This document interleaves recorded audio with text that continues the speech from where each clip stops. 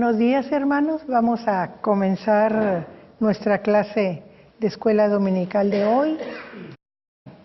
Vamos a tener nuestra última clase sobre la Reforma. Es una especie de cierre, pero al mismo tiempo hay información, ¿verdad? Y quiero, como siempre, empezarla con una cita bíblica que nos hable un poco de ese esfuerzo final que se tuvo que hacer para que sobreviviera la Reforma. Porque en la última parte hay un peligro grande de que todo lo hecho, todo lo adelantado se pudiera perder. Entonces la cita es de Isaías.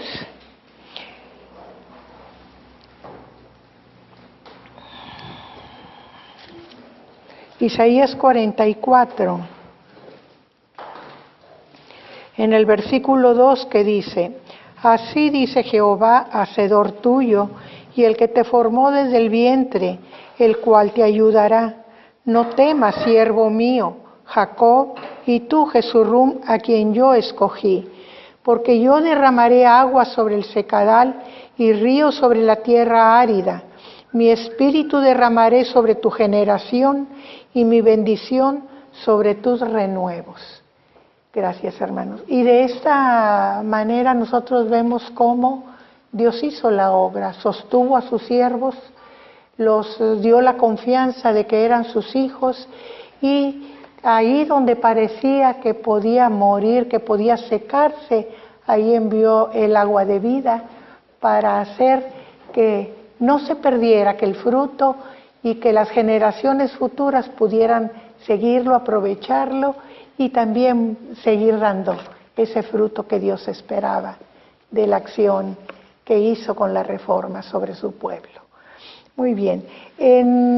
Habíamos comentado en la clase pasada cómo al estarse cerrando el Concilio de Trento, estaba en verdadero peligro la Iglesia Católica. Muchos países eran protestantes, pero la astucia, la inteligencia, la diplomacia de Pío IV fue lo que salvó vamos a decir, el contexto de la Iglesia Católica, porque sus agentes fueron ganándose a los príncipes, a los gobernantes, a los reyes, y de esa manera, unidos gobierno o autoridad secular con autoridad religiosa, lograron salvar los puntos de la Iglesia Católica.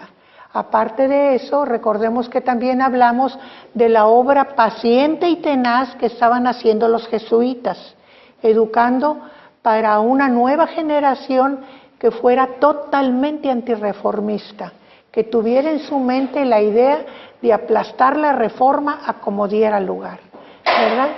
Entonces, vemos cómo se hizo trabajar con los jóvenes.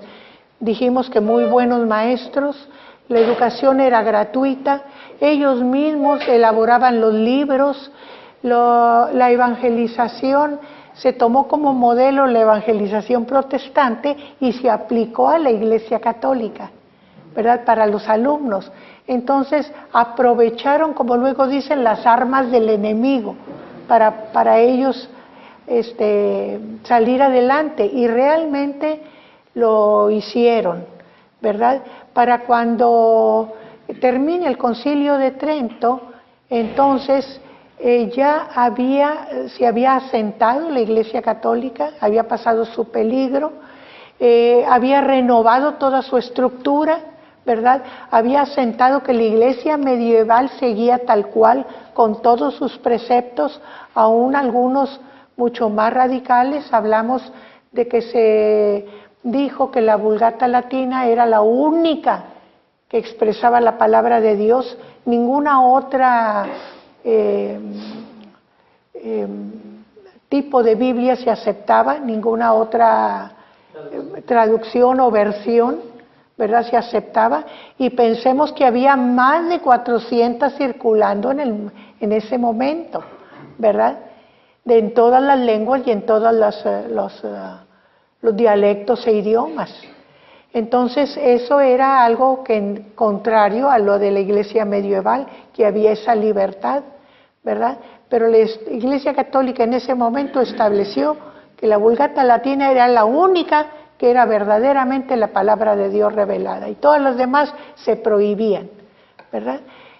También tenemos el hecho de que al haber ganado los gobiernos, ¿verdad?, tenían de alguna manera un pacto, curia romana, con los gobiernos de sostener en sus países la ideología papal.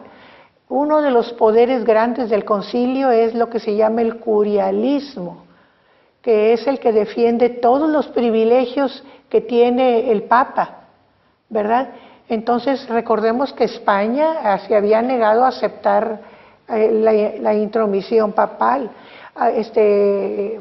Francia tenía sus leyes galicanas que también limitaban, y mucho tiempo lucharon por estar sobre la Iglesia, ¿verdad? Y mucho tiempo lo lograron.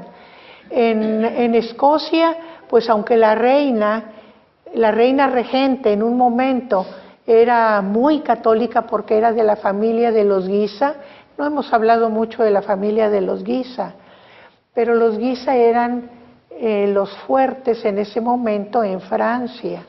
Cuando Enrique II murió, que era hijo de Francisco I,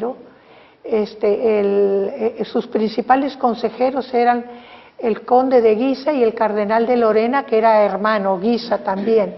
Y la regente de Escocia, María, también era hermana de los Guisa, era María de Guisa.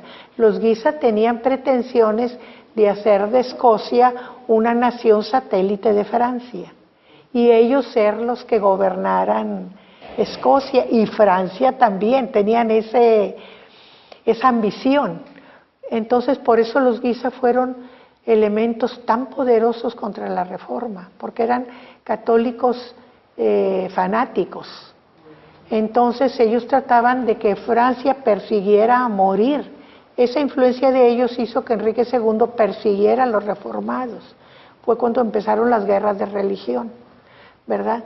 Y en este momento en que se está cerrando todas aquellas cosas que se habían ido trabajando, Escocia, como ya habíamos comentado, está, como quien dice, es lo que puede atar o desatar una preponderancia o la otra.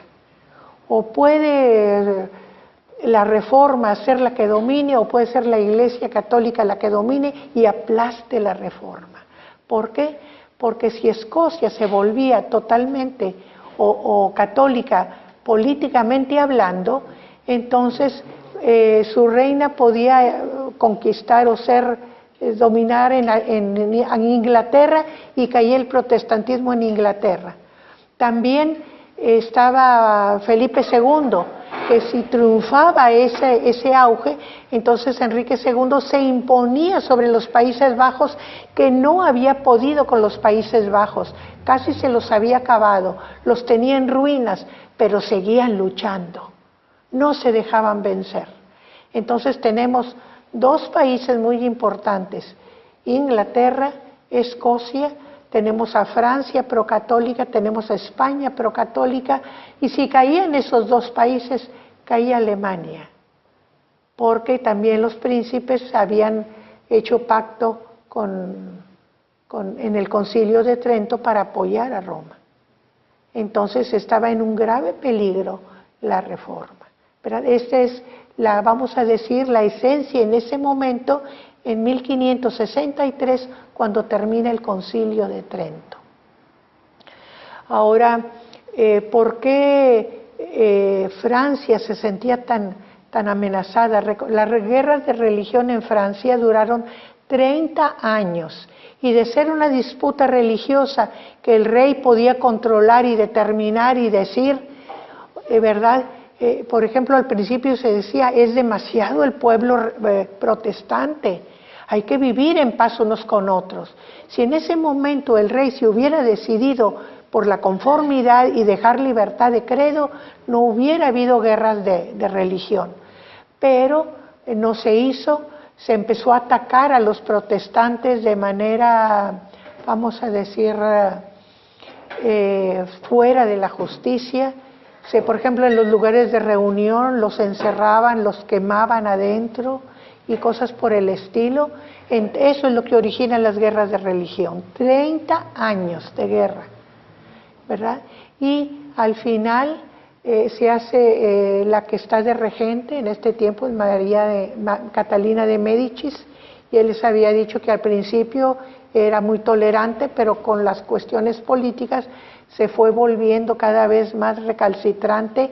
Ella no tenía como amigos a los Guisa, de hecho los sacó del poder, ¿verdad? Porque cuando su hijo era rey, Francisco II, los Guisa eran los que gobernaban, porque el príncipe estaba muy jovencito, 16 años, y ellos eran los consejeros. Entonces María Estuardo, que era la esposa, o sea, que es reina de Escocia, les deja todo el gobierno en sus manos. Pero cuando Catalina sube de regente, entonces los saca del poder, ¿verdad? No los quería, pero en un momento dado fueron sus aliados, ¿verdad? Cuando quiso imponerse y sacar adelante el país y tratar de acabar con esa guerra, los hizo sus aliados para contrarrestar a los que había acercado a ella, que eran protestantes. Ya les había dicho que los herederos al trono, las familias reales que tenían derecho a ser sucesores en el trono, las dos familias eran protestantes, ¿verdad? Eran las familias de sangre real. Entonces, uno de esa familia era el almirante Coligny, ¿verdad? Y ella lo llamó a servir con ella como ministro. Pero Coligny, al fin protestante, trataba de que el gobierno estuviera estable, no dejarse dominar por las influencias clericales. ¿Cuáles eran esas influencias clericales? Una, Fernando, el rey de España, ¿verdad?, que tenía intenciones de dominar todos los países católicos romanos de Europa. Él siempre quiso ser emperador, aunque no lo era, pero siempre quiso. Entonces, esa era una influencia muy nefasta sobre Francia. Y luego teníamos a María ya en María de Guisa, y luego a María Estuardo cuando su esposo muere, la teníamos allá en Escocia, y siempre tratando de que la influencia, saben que en Escocia María de Guisa siempre estuvo, vamos a decir, porque ahí la guerra entre el rey y los nobles, no era guerra, pero era quien gana la autoridad. Pero siempre María de Guisa tenía la preponderancia porque usaba los ejércitos franceses contra los ejércitos de los nobles, que los nobles cada uno tenía su propio ejército y él era el jefe militar del ejército, ¿verdad? Cada noble de Escocia. Entonces ella tuvo esa preponderancia, pero siempre trataron de que Escocia fuera satélite de Francia e Inglaterra satélite de España, desde los tiempos de Enrique VIII. Recuerden que Enrique VIII hizo alianza con España casándose con Catalina de Aragón. Que la dinastía de Enrique VIII no era muy fuerte, estaba tambaleando, acababa de pasar poco tiempo antes la guerra de las dos rosas en Inglaterra, y había sido una lucha cruenta. Dos familias que tenían derecho al trono se habían disputado el trono, los York y los Lancaster. Por eso cada uno usaba una rosa, una blanca y una roja, por eso se llamó la guerra de las dos rosas, y había sido desastrosas para Inglaterra.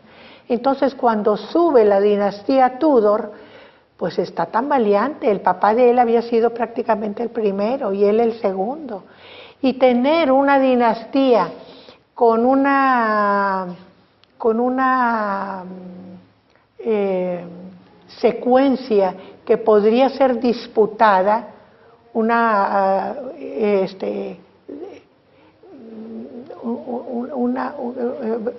salir cuando él muriera, que fuera disputada la herencia al trono, pues era muy peligroso, porque podía pasar lo que ya había pasado antes y quedar los Tudor fuera del poder. Entonces por eso Enrique VIII buscaba tanto el hijo varón, que lo tuvo, ¿verdad? Ya en el tercer matrimonio, ¿verdad? Pero, bueno, era mucho más joven que las hermanas, 17 años más joven que Isabel, y unos 10 años más que Catalina, ¿verdad? Pero eso era lo que buscaba Enrique VIII, tener hijo varón. Y a veces nosotros pensamos, pues, ¿por qué se casó tantas veces? Por la inestabilidad del trono. Dicen que porque era un lascivo, que porque era un hombre vicioso. No era tanto. Saben que la cuarta esposa, Ana de Cleves, se casó con ella porque tenía que buscar los principados alemanes que fueran sus aliados, y no se hacían las alianzas más que con matrimonios. Entonces, las esposas que no le perjudicaban, si las dejaba por ahí, las dejaba vivas, pero las peligrosas las mataba, ¿verdad? ¿Por qué? Porque no podía dejar una esposa que de repente se le levantara, ¿verdad? Entonces, se casa con Ana de Cleves, ¿y qué creen? Cuando llega al reino, la ve tan fea, que no la quiere, ni siquiera, pero la recibe, porque había hecho tratado, y la pone en un lugar especial, ni siquiera la trata de esposa, en un lugar especial, y la desecha.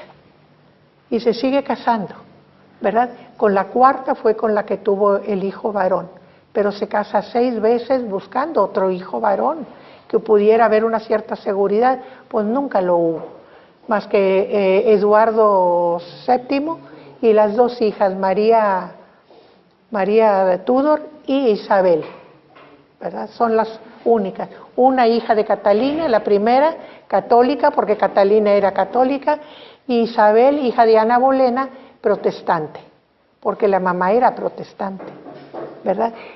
Ahora el hijo varón, cuando sube al trono, tiene el hijo varón? Con ese Jane Seymour se llama la mamá, ¿verdad? Jane Seymour, es la cuarta esposa. Y el preceptor, el que está de regente en la minoría de edad, porque era muy joven todavía, hasta los 15 años no tenían mayoría de edad. Entonces era muy joven, entonces el preceptor era uno de los grandes dirigentes protestantes en Inglaterra. Entonces él llevó a cabo todas las reformas, organizó el país, organizó la iglesia, y el príncipe siguió con las medidas. De hecho, el primer libro de oración es el que saca este príncipe, Eduardo VI, ¿verdad? Pero cuando muere muy pronto, muere muy jovencito, entonces la que sigue, y les dije ya en la clase anterior, que él desechó a sus hermanas y desechó también el derecho de María Estuardo de Escocia al trono.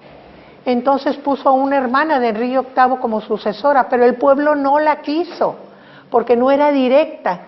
El pueblo quiso a su hija mayor, que era María Tudor, hija de Catalina. Quita todas las reformas que se habían hecho, paulatinamente va desechando todo, vuelve a llamar a los prelados católicos, vuelve a instituir la misa, trata de que el país vuelva a ser católico, trata de hacer la unión otra vez con el Papa, pero no puede. ¿Por qué? ¿Se acuerdan que explicamos que en ese tiempo el Papa era el cardenal Carafa, Pablo IV, que estaba muy enojado con los españoles, ¿se acuerdan? Y entonces el esposo de María había escogido como esposo a Felipe II de España, al que odiaba, ¿verdad?, del Papa. Entonces se hace el tonto, no hace caso. Y luego, para colmo, el único inglés cardenal que queda es el cardenal Pole, que era liberal y que tampoco lo quería, pero pues es el único que hay, lo manda, ¿verdad?, de delegado y de autoridad a Inglaterra, que al principio no puede entrar porque lo habían destituido de sus derechos porque era de sangre real, el cardenal Pole, y hasta que su nobleza fuera reconocida no entraba al país. Entonces tarda meses en llegar, y todo eso es sufrimiento para María, porque tanto que había luchado por volver católico al país, y luego ni la autoridad ni el Papa le respondían, y muere, ¿verdad? Muere, ella se casa con Felipe II, pero no hay heredero, se cansó de esperar heredero, ni varón ni mujer, no hubo. Entonces muere sin descendencia, y la que sigue en derecho al trono es Isabel.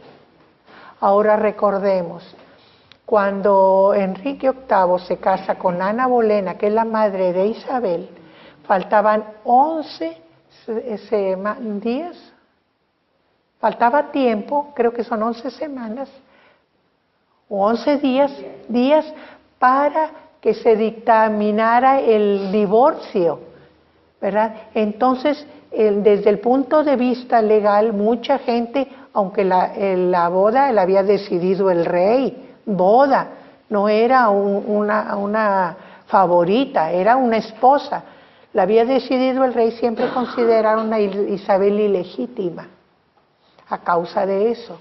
Entonces ya les había explicado que una reina, cuando ella sube al trono, ilegítima en la conciencia de muchos, y hereje porque era protestante, era un peso muy fuerte contra ella siendo reina, ¿verdad? Entonces ella es muy cauta en hacer los cambios, deja por lo pronto cuando llega al poder ahí la fe establecida, como dice ella, pero ella empieza a hacer sus cambios suavemente y dice, yo sé que nadie me va a entender, los católicos van a protestar y los reformados van a decir, es un catolicismo encubierto, dice, pero no hay otra forma de manera de hacer la reforma.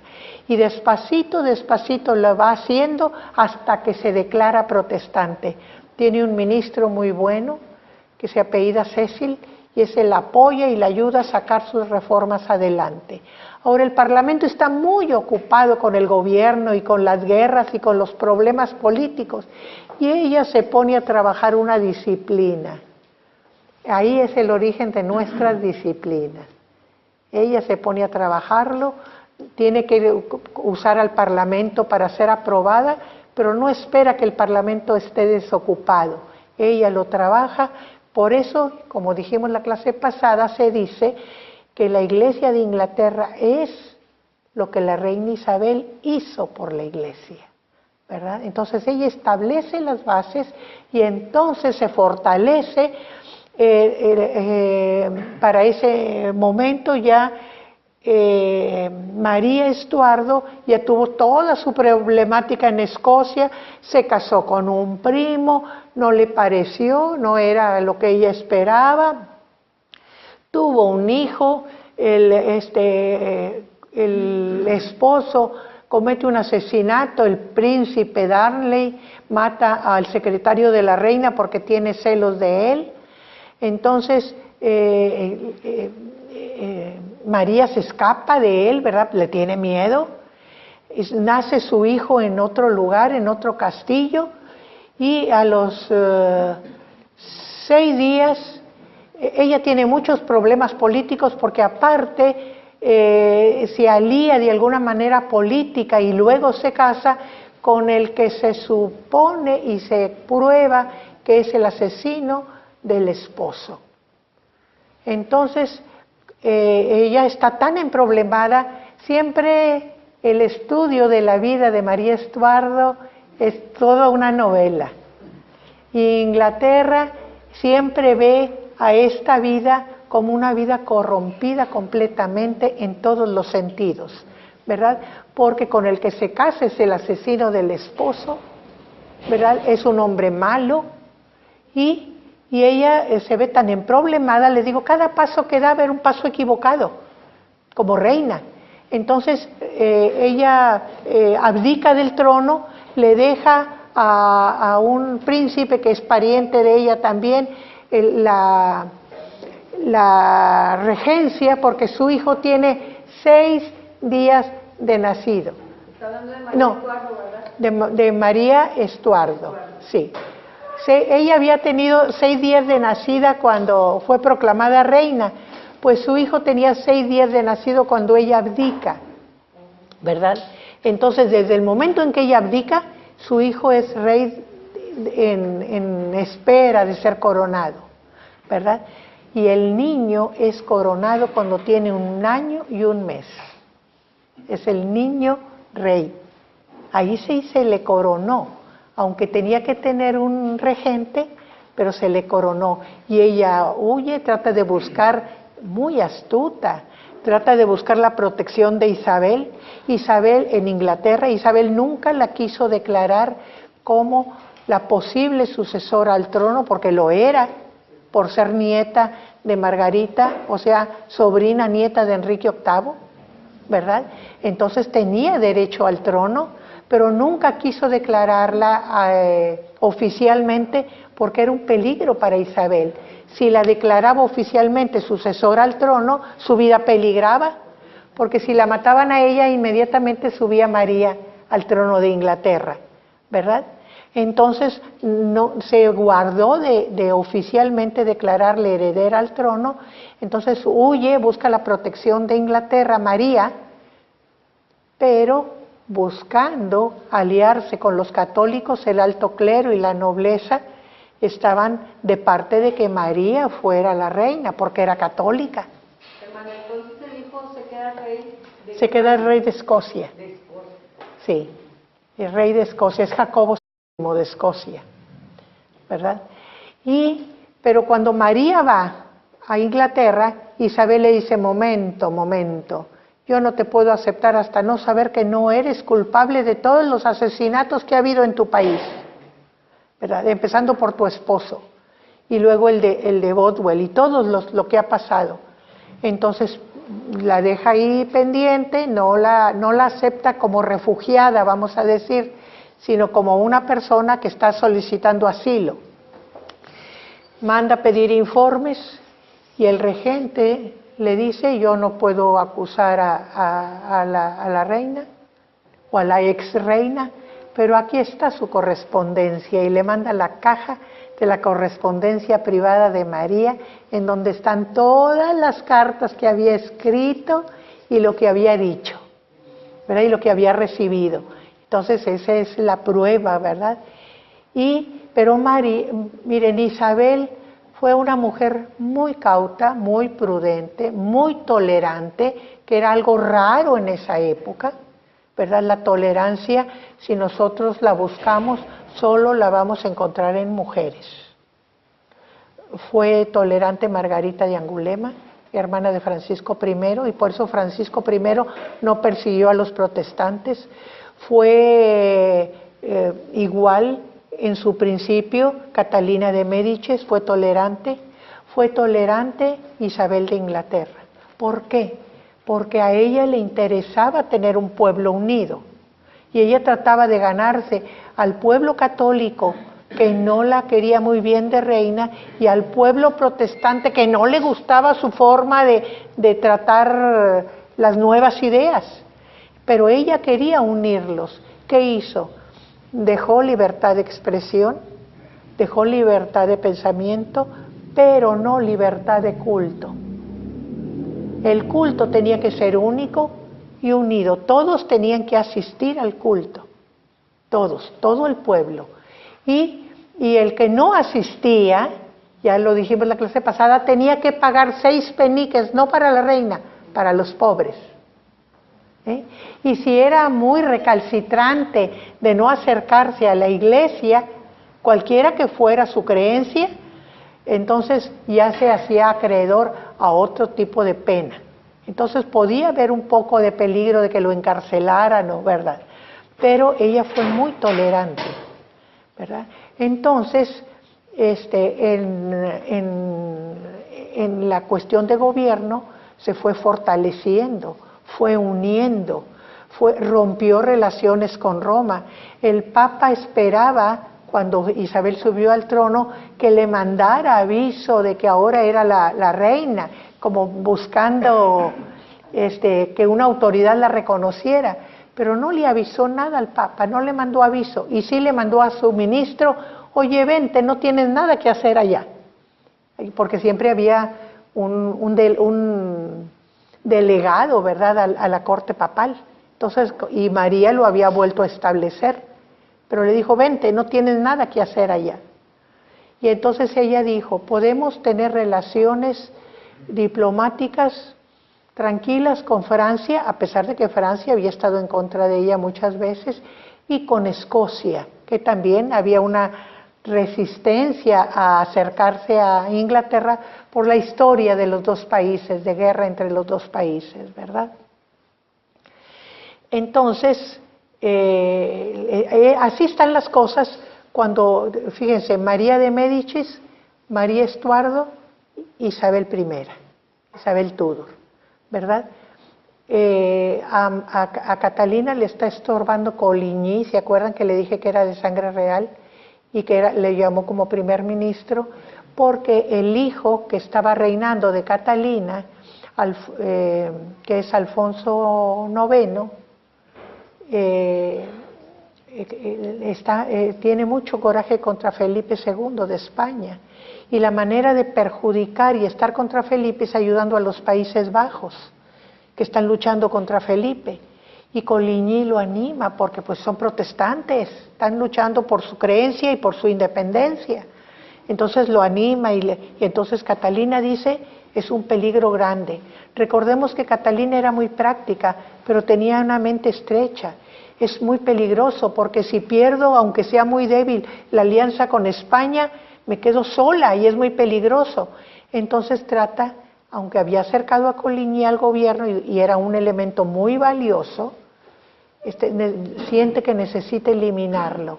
Entonces, por esa razón, se une a los Guisa, porque los Guisa, muy católicos, eran enemigos acérrimos de los protestantes, más de los nobles protestantes, ¿verdad? Entonces busca la alianza con ellos para matar a Coligny, pero falla, lo dejan herido, y entonces el rey quería mucho a Coligny. Entonces el rey dice que se investigue. Los príncipes, tanto Enrique de Navarra, que son los herederos al trono, como el príncipe de Condé, que son los de sangre real, van y le exigen al rey justicia. Y el rey dice: se va a investigar hasta que se encuentre quién fue. Luego se encuentra que son seguidores de los Guisa los que hicieron el atentado, pero tiene que llegar hasta sus raíces. Entonces Catalina se asusta, porque si llega al duque de Guisa, el duque de Guisa no la va a tapar, la va a descubrir. Entonces hacen una reunión, se hace un conjuro ahí, y dicen: la única manera de salir de este apuro es matando a todos los protestantes que hay en París, porque recuerden que había sido la boda del rey con la hija de Catalina, con Margarita es de Valois, en la dinastía, se está acabando la dinastía de Valois, y entonces todos los seguidores del príncipe estaban ahí, todos protestantes. Entonces deciden en la noche de agosto, de ese agosto es un 18, matar a todos los que están allí. Pero se levantan en la junta para el conjuro, se levantan dos y dicen: pedimos por la vida de los príncipes, porque los dos eran protestantes. Entonces se les concede.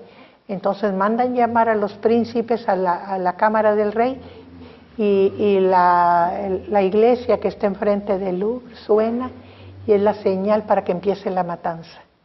Entonces empiezan los guardias, los que tienen el ejército, la matazón. Dicen: cuando amaneció la mañana todo estaba lleno de sangre, no nada más en el palacio, el barrio latino, el norte de París. Los únicos que escaparon eran los que estaban en el sur, muy poquitos, entre ellos los que Renata de Ferrara, que ya vivía en París, los acogió para protegerlos. Y luego siguieron con las provincias, haciendo matazón en todas las provincias. Y Catalina creía que ya había resuelto el problema. ¿Por qué? Porque había eliminado a la mayor parte, pero los artesanos y los obreros dijeron no. Nos han matado a todos los jefes, pero no cegaremos, seguiremos luchando. Y se unieron. No tenían jefes, eran muy pocos, pero tenían su convicción de que no iban a ser obligados a tener otro credo. No iban a ser obligados. Y siguieron. Fue la primera guerra, se hizo una liga secreta entre los más fanáticos de todo el país para acabar con los protestantes.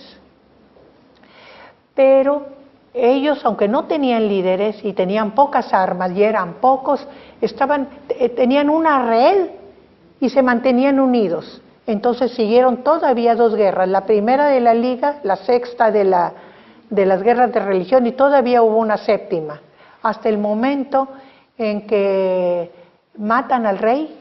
Para ese entonces ya el rey que había pasado la matanza de la noche de San Bartolomé había muerto de unas fiebres horribles, tremendas, y con mucho pánico, con muchas pesadillas. Decía que todas sus imágenes eran de la matanza y que lo que más temía era su mamá. No quería que se le acercara para nada, le tenía pavor. Y sube al trono Enrique III, que es el hijo favorito de Catalina. Todavía tiene otro que también se llama Francisco, como el mayor, pero muy chico, bastante más joven. Pero estando de rey Enrique III, con saña cree Catalina que ya acabó, ¿verdad?, con los protestantes. Pero Enrique III empieza a ver que el pueblo se le está volviendo en contra, porque él trata de ver que tiene que buscar que los príncipes que son herederos a la corona, aunque retirados, porque todavía está él y otro hermano, que se acerquen, pero como no lo logra, pero ese tratar de entenderse le crea problemas con los fanáticos.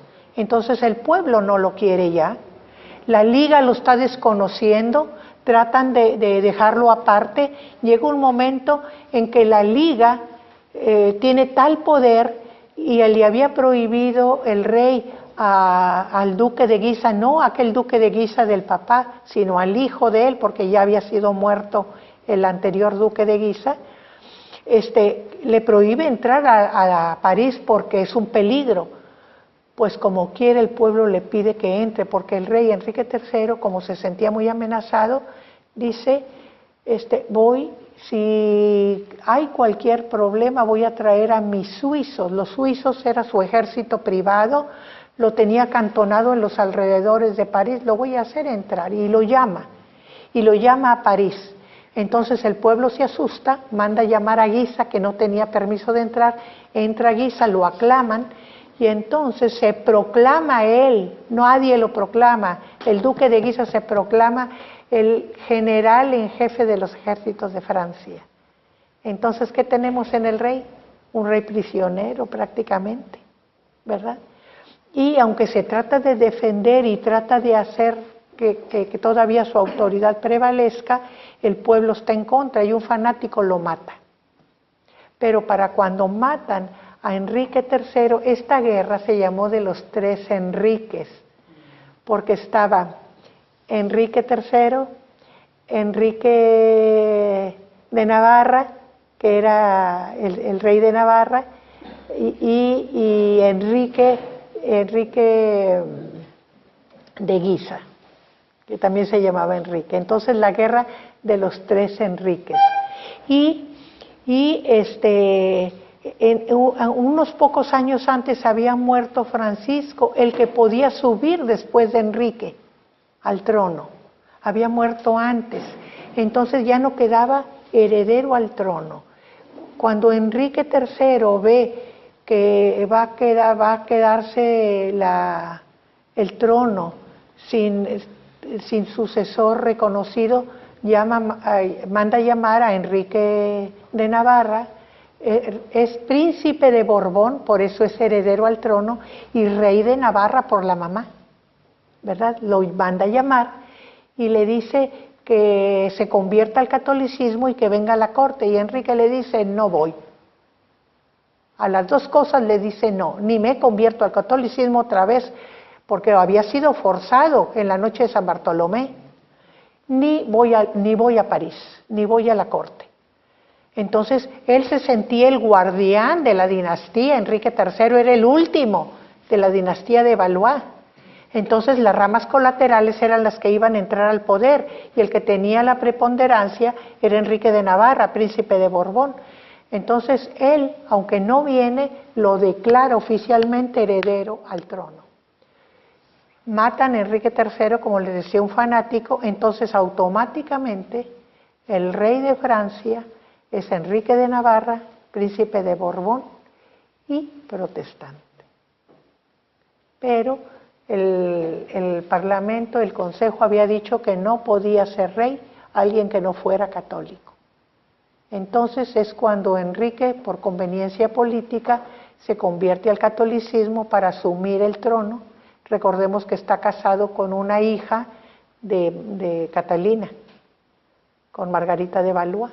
Entonces, pero las mujeres no tenían derecho al trono, ¿verdad? Por eso viene una rama colateral, y él es el iniciador de la dinastía de Borbón, de los famosos reyes Luises, que luego levantan a Francia de una manera. Él fue uno de los mejores reyes de Francia.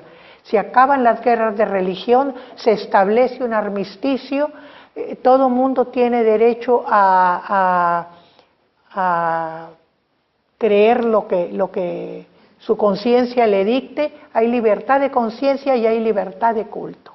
Entonces se acaban las guerras de religión y les digo, empieza la dinastía de Borbón y viene Luis XIII y Luis XIV, que a Luis XIV se le llamó el Rey Sol. Y para lástima, ¿verdad?, fue también un perseguidor de alguna forma de los protestantes. Bueno, esto en cuanto al estado de la Reforma. Ya había triunfado con la heroína de todo esto, ¿quién es? Isabel de Inglaterra. Es la que se hace fuerte y la que saca adelante la Reforma, ¿verdad?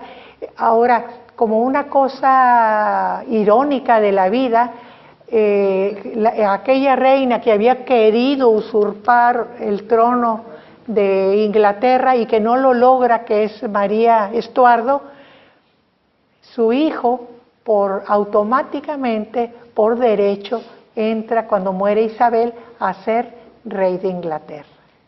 Entonces, Escocia e Inglaterra se unen en un solo rey, que es Jacobo de Escocia y Jacobo I de Inglaterra.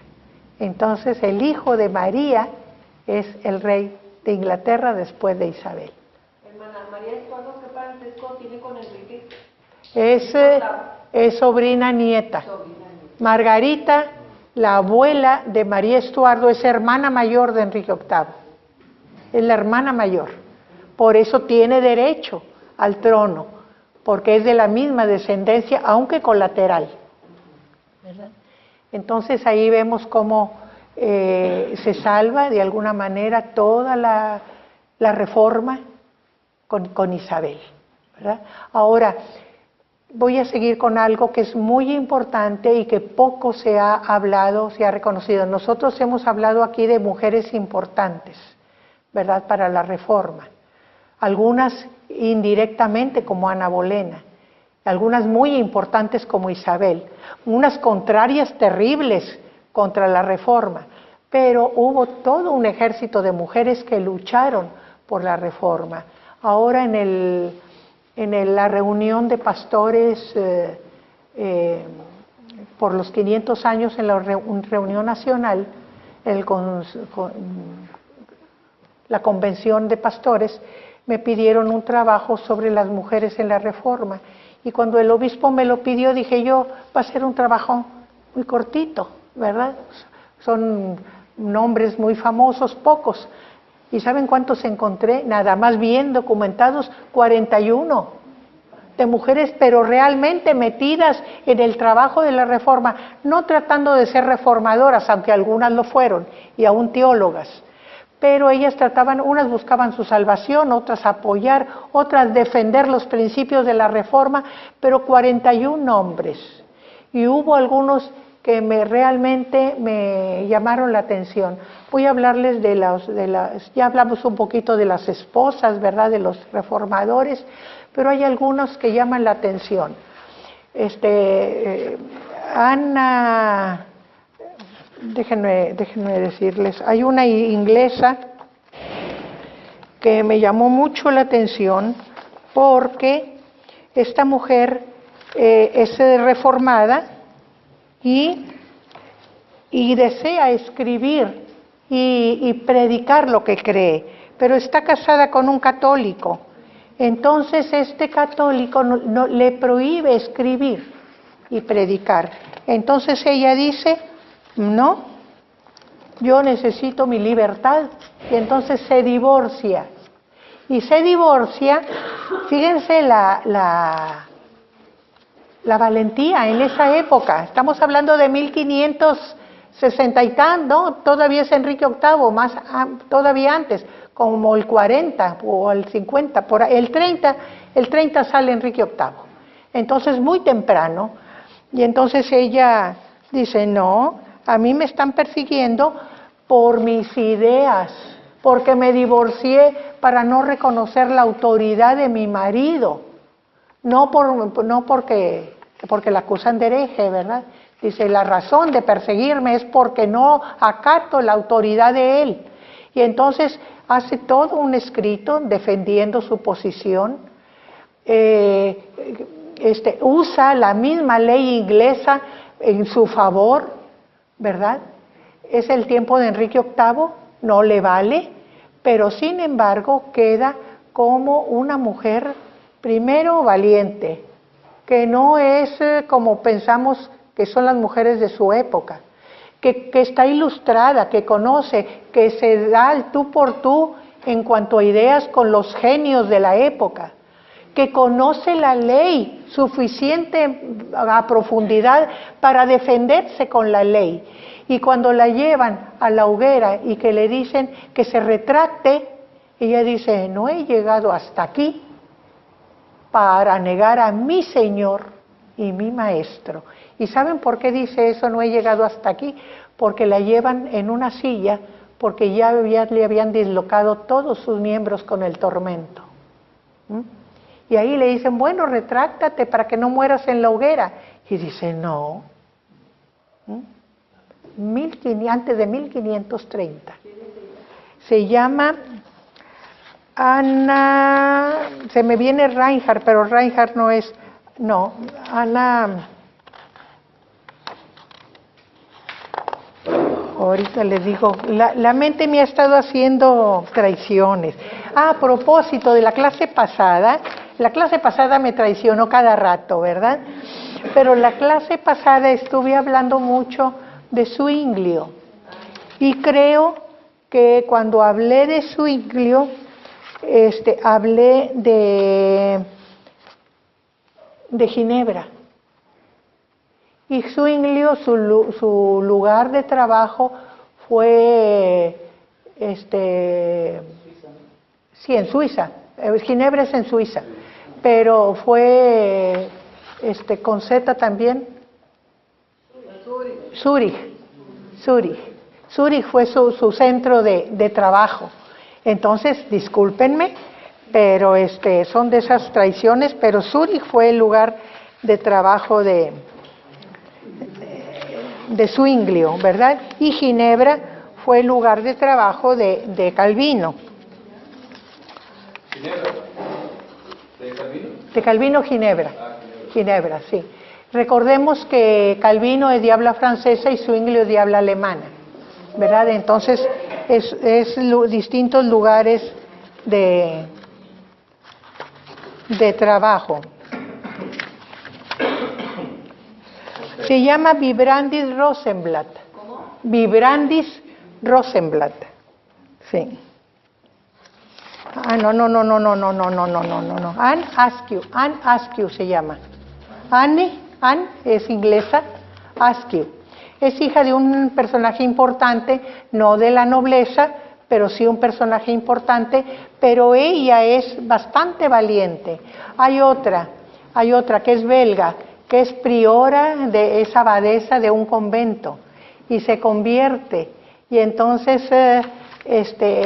tiene que huir, es en los Países Bajos, ¿verdad?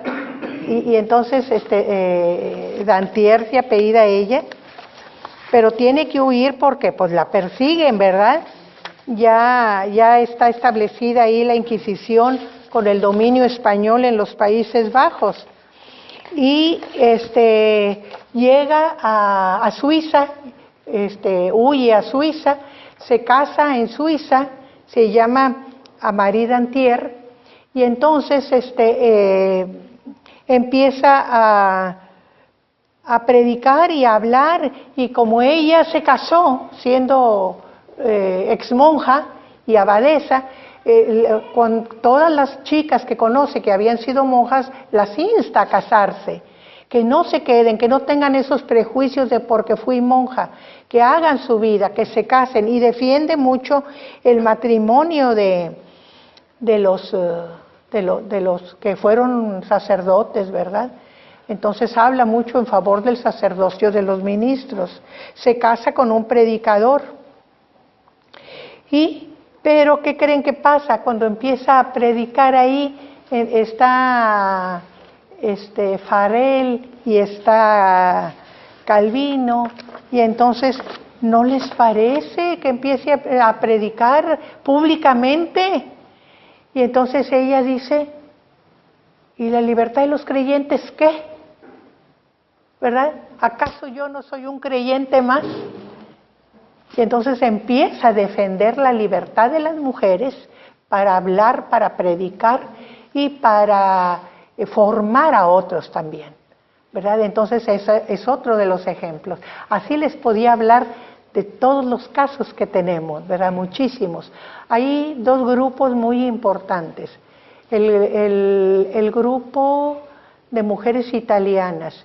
Yo noté, ya les había comentado esto, que entre más educado era el medio, más libertad tenían las mujeres de escribir, de comentar sus ideas, de publicar sus escritos. Aquí, por ejemplo, hay una teóloga alemana que le prohíbe, ella es muy abierta, es de la nobleza bávara, y publica un libro y le prohíben volver a publicar porque es mujer. Y ella escribe y comenta con la universidad y no se dignan contestarle de la universidad porque es mujer, pero le mandan al príncipe que la castigue, porque se atrevió a acercarse a la universidad para comentar sus asuntos, sus libros, sus cosas, y que no escriba más. Grumbach se apellida ella. Pero ella sigue escribiendo, claro, ya no puede publicar, pero sigue escribiendo y se conservan algunas cosas. Les decía, el grupo italiano, hay el grupo en el norte con Renata de Ferrara, hay un grupo muy importante, ella es totalmente protestante hasta las raíces, y ella protege mucho a los que van huyendo tanto de Francia como de los Países Bajos, perseguidos, y los aloja en su castillo, los protege o los ayuda a huir a Suiza, ¿verdad? Pero ella desde siempre se declaró protestante. Hubo muchas otras con ideas protestantes, pero que nunca se declararon públicamente protestantes. Pero hay ese círculo. ¿Quién era Renata de Ferrara? Renata de Ferrara era hija del rey Luis XII de Francia. Era francesa, pero se casa con un príncipe italiano. Y por eso la encontramos en la noche de Bartolomé, en el sur de Francia, protegiendo a los escapados de la noche de San Bartolomé, ¿verdad? Era una persona de la nobleza, era una princesa francesa. Por eso cuando es perseguida, ella sufre mucho, porque su esposo y su hijo mayor son manejados por los jesuitas convertidos a un catolicismo fanático, y entonces ella es perseguida por la Inquisición. Entonces es condenada por la Inquisición, no la matan, pero el esposo la encierra en un calabozo. Pero llega un momento en que ella puede irse a Francia, quizá por su misma posición de princesa francesa, ¿verdad? Entonces ella puede irse a Francia. Ella es un ejemplo, porque nunca Catalina de Médicis trató de volverla católica y nunca renegó de su fe. Y otro centro muy importante es Nápoles. En ese tiempo Nápoles pertenecía a Aragón, no propiamente a España, a Aragón. Los reyes de Aragón eran los reyes de Nápoles, era Nápoles y Sicilia. Y ahí había un virrey. Pues el secretario del virrey, Juan de Valdés, era protestante. Entonces, en Nápoles había un círculo que Vittoria Colonna había de alguna manera formado. ¿Quién era Vittoria Colonna? Vittoria Colonna era una escritora, poetisa, muy reconocida en Italia, ¿verdad? Les digo que había libertad. Ella publicaba sus escritos en prosa, sus escritos en verso, sus ideas.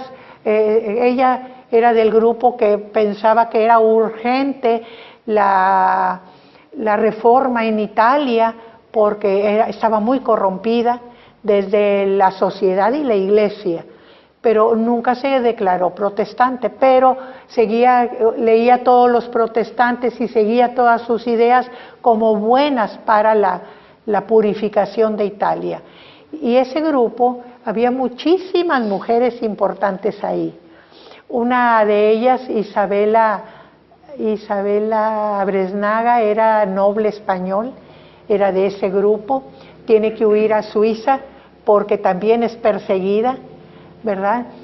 Ahí está también las Gonzaga, Isabela Gonzaga y Julia Gonzaga, que eran mujeres reconocidísimas como mujeres de letras, ¿verdad?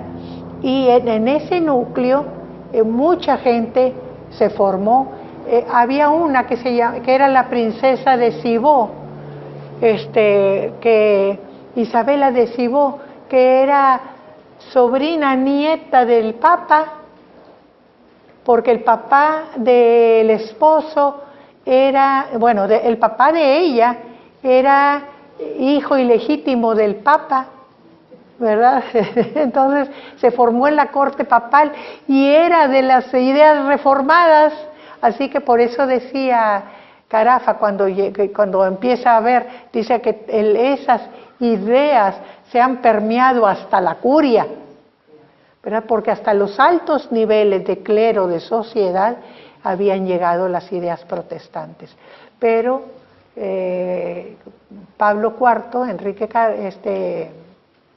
Carafa, el cardenal Carafa, se encarga de barrer toda la ilustración, como ya les dije, de Italia, al grado de que cuando buscan a alguien, ¿y quién se encargó de denunciar y destruir y hacer los exámenes? Los eruditos italianos no, se negaron a hacer ese trabajo. Entonces pusieron gente que ni conocía latín, ni conocía griego, ni conocía hebreo, a expulgar y a destruir. Cuando buscaron eruditos para defender al papado, no había eruditos italianos. Y luego los eruditos italianos batallaron mucho, porque por un lado tenían la inexperiencia, la falta de preparación, no los habían dejado prepararse, y por otro tenían la censura. Para entonces ya estaba la Inquisición y el índice en todo su furor. ¿Qué era el índice? La lista de libros prohibidos, ¿verdad? Que habían tenido que hacer, porque los países dijeron, ¿y cómo sabemos cuáles libros destruimos? Pues hicieron una lista de libros prohibidos, ¿verdad? Entonces estaban a contracorriente los pobres que tuvieron que defender al papado, porque ni preparación ni seguridad personal, ¿verdad? Porque si se extralimitaban en sus conocimientos un poco, ¡zas!, llegaba la guillotina con ellos, ¿verdad? Entonces todo esto vemos en ese panorama que hubo. Ahora Francia se sentía mal su pueblo porque decían que estaban gobernados por extranjeros, los italianos de Catalina y los germanos de los Guisa, ¿verdad?, que eran nuevos, y además los Guisa estaban apoyados por los españoles jesuitas. Entonces Francia se sentía dominada por extranjeros. Entonces cuando viene esa limpia con Enrique IV, descansa Francia y vuelve a sentirse libre. Las consecuencias de la Reforma son innumerables.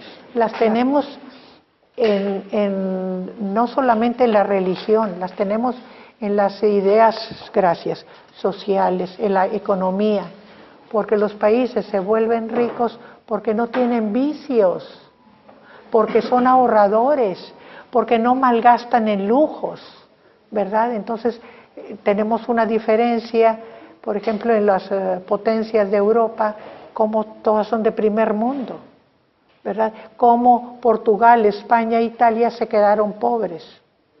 ¿Se dan cuenta de eso? Por eso también en la economía, en la política, en la economía, en la música, en todos los aspectos permeó la Reforma. Entonces nosotros decimos, ¿por qué Estados Unidos tan próspero y nosotros batallamos tanto? Cuando me preguntan por qué, ya tienen la respuesta, ¿verdad? Decía mi papá era ateo, libre pensador según él, pero decía, yo le reconozco, mi mamá era evangélica, yo le reconozco a las iglesias evangélicas que lo primero que trataron de hacer fue educar al pueblo. Educar al pueblo, primero la escuela, primero el libro que el templo, decía mi papá. En cambio, el católico siempre trató de que el pueblo fuera ignorante para poderlo dominar y sojuzgar. Entonces eso siempre decía él, ¿verdad? Y entonces de alguna manera nos decía, cuidado con irse, porque no nos bautizó mi papá. Nos dijo, ustedes sabrán, ustedes decidirán a dónde se orientan, ¿verdad? No nos impuso fe. ¿Querías comentar algo, Katy? Quería hacer alusión a la doctrina transaccional que utilizan los católicos, ¿verdad? Que para ellos todo es transita nada más sobre las ideas, ¿verdad? Pero no bíblicas. Nada más que la idea de María, que la idea del rito, que la idea del Papa, ¿verdad? Pero agarran ciertas cosas, ¿verdad? Y de esas se valen, ¿verdad? Para estar dominando al pueblo de una manera ignorante y para poder seguir trascendiendo con su rito de misa, ¿verdad? Para estar como la misa y se salvan con todo, ¿verdad? Siendo que la misa precisamente, eso ya pasó en la historia, ¿verdad? Ellos en sí mismos dicen que el sacerdote transmite toda la santidad, todo lo contrario, ¿verdad? Sino que debemos de ser santos. Bueno, pues creo que estamos sobre el tiempo, ¿verdad? Muchas gracias por su atención. Es un tema que yo sé que es difícil, que es cansado, pero nos hace falta conocer un poquito de dónde venimos, qué sacrificios pasaron muchas gentes para tener lo que ahora nosotros tenemos y disfrutamos, como es la libertad de conciencia. Bueno, muchas gracias a todos.